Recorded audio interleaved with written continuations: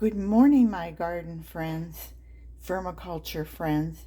It is a very cold morning here in Central Florida. I'm in Windermere, Florida, Zone 9B. I will show you we're down to 34.2 outside and 68.7 inside, so it's nice and toasty. And I'm back to show you an update on the Cocoon Nursery that I started on December 1st, and I put 100 little eggs in there. I had a friend who said I should have made it 101, so it could have been like 101 cocoons, and I could have a movie like Disney with 101 Dalmatians. But anyway, for our purposes, we have 100 cocoons here, and it is almost 2 months. This is January 30th, so I won't split hairs, but it's pretty close to 2 months. Now the temperature of the soil looks like about 65 to me, and so that's holding pretty well. I don't think that I'm going to be having much in the way of hatching at that temperature. But let's just take a little look-see inside and see what we've got. Our trusty little Publix ad. It's keeping things. This is a shoebox. It was just a tiny little shoebox and really too small to start something, but I had no intentions of leaving them in here for really that long, and then I guess things got sidetracked with Christmas and what have you, and so they've stayed. I checked this 2 weeks ago, and I did see the beginnings of some worms here. Looked like a healthy population coming along. So let's just see what we've got. Okay, so let's start here in our in the northwest corner of our 40-acre worm bin. And I already see somebody there. Oh, nice.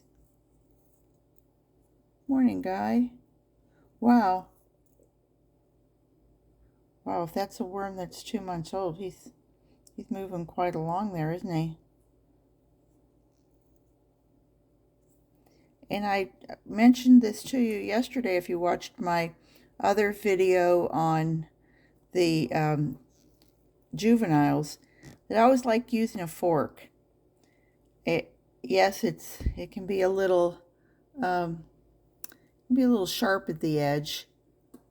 There are, of course, forks that are kind of rounded a little bit better than this. And see who we've got at the bottom.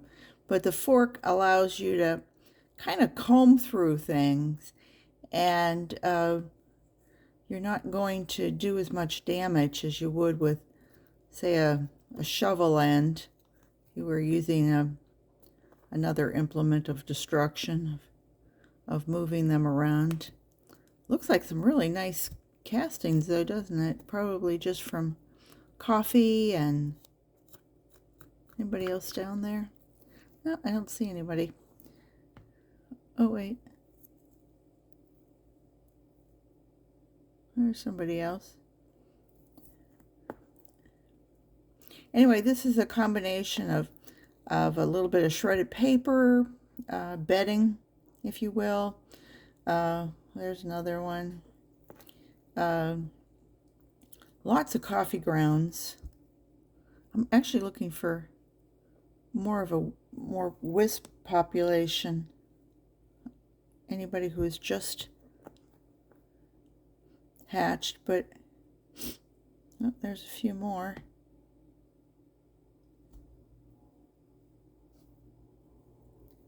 Nobody's moving.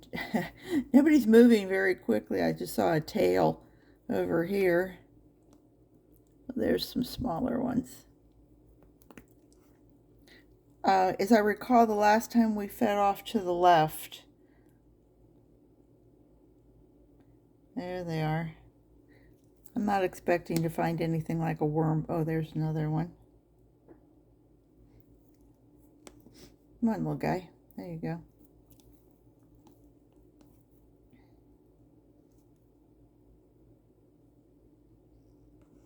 There's a couple more.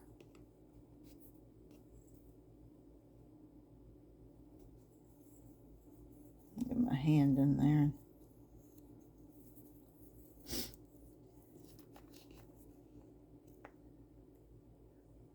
I think the worms, wow, there's 1, 2, 3 more.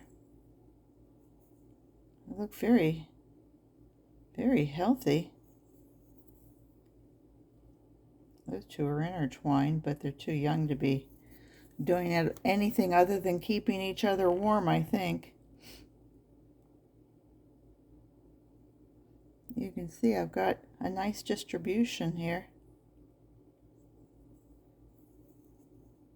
And I still see cocoons. But then again, what happens to a cocoon after it hatches? I mean, does it just then disintegrate and we don't see that anymore? I'm seeing less bedding. You know, it's like it's finally starting to break down after a couple months. Boy, that's a heck of a... Oh, did you see that one? That was a heck of a size cocoon. More worms. I'm not counting them, but I probably should at some point. Maybe at 3 months we'll flip it over if it's still in here. Little pink, just like a newborn baby, little pink thing. Pink and rosy. You go to the nursery, you see the babies, and you go, oh, aren't they cute? They're so pink. There. Lots and lots. There's another cocoon over there. I think that's a cocoon. I could be wrong. It could be just the tip of something. More worms, more worms.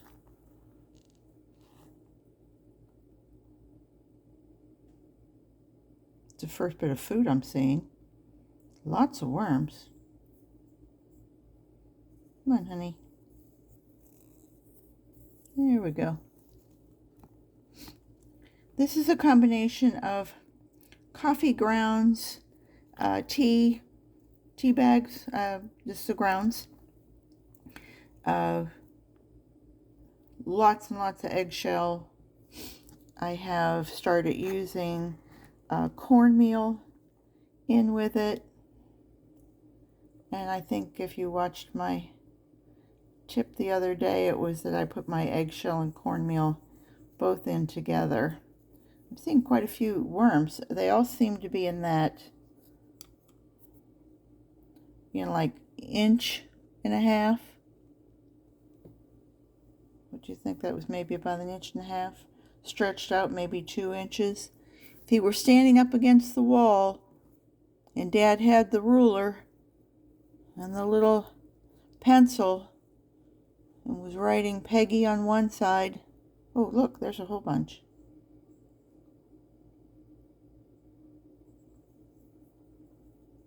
No, wait, we fed on the right side the last time. Now I remember. So over here, I'm wondering if maybe there's just more worms. Go ahead, sweetie. But you can see how distinctive that is, even though it's just a tiny little worm. He's got that, this guy, especially. Where are you, honey? Look at them. You can see that yellow tail. How nice and rosy they are. I was just watching Plant Abundance, Anne over at Plant Abundance, and she mentioned that the redder they are, the more color they have, the hardier eater they are, which certainly makes sense. Healthy people always seem to have that nice color about them, nice glow. So, okay, so we've gone through here. Anybody I missed? Look, that's a nice cocoon. And for those of you just starting out, I really want to admit this. This is kind of like, gee, Peggy, is there anything that you did that was right? I used to take those and when I was cleaning them out, and I used to think, gee, how did all this time-release fertilizer get in my worm bin here? Because when I only had the can of worms since 2009, and whenever I would clean it out, if I came across anything like that, like I was even looking for it, oh look, there's another little cluster of worms.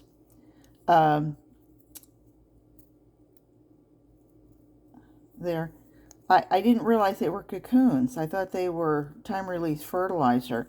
And a lot of it I was just throwing out into the garden. And so all these eggs that I could have been, whoops, there's another little yellow-tailed guy, that I could have been doing and multiplying, I was just putting out with my castings. And occasionally I'd kind of like smash one and think, oh, okay, well, it must be fertilizer. I'm just, throwing it back into the soil. So here I am, a genocide. I'm killing these little baby worms. So now I know, as Maya Angelou once said, I did then what I knew how to do. Now that I know better, I do better. And so I always thought that was a really great line, and I tried to memorize it, that now that I know better, I try to do better. So anyway, what I'm going to do now is I'm just going to give them some food, but I wanted to show you that I went ahead and started to just weigh. This is 1.5 ounces of strawberry and bananas. This is about a just under a half an ounce of eggshell and cornmeal, and this is just a half an ounce at best. So really just about 2.5 ounces here at the end of the second month. And let's see where they go with this. So we're going to give them a nice little sprinkle of strawberries and bananas. And by the way, these have all been frozen. So when they unfreeze, they will get kind of mushy very quickly. And then we're going to give them some extra food and some grit to throw on top of that. I only have a little bit of tea, so I'm going to toss that on there. I didn't even weigh that. But so we're closer to 3 ounces maybe. And we're going to give them just a little bit of bedding. I don't want to choke them down here. And that was really a dry bedding because I have no bottom to this. So I'm going to mound that up. And let's see if in 2 weeks, well, we've got lots of worms here. If in 2 weeks I come back and instead of this being, ooh, whole group, go ahead everybody, dive on a cold day. So anyway, we'll put our paper back on. I think we've fed them well. And put our top back on. Here we go. And come back, figure around Valentine's Day maybe, and check on them again. So Garden We've Got, thank you so much for visiting. I hope you watch this the whole way through. Subscribe, ring the bell, and please come see me again. Take care, everybody. Bye-bye.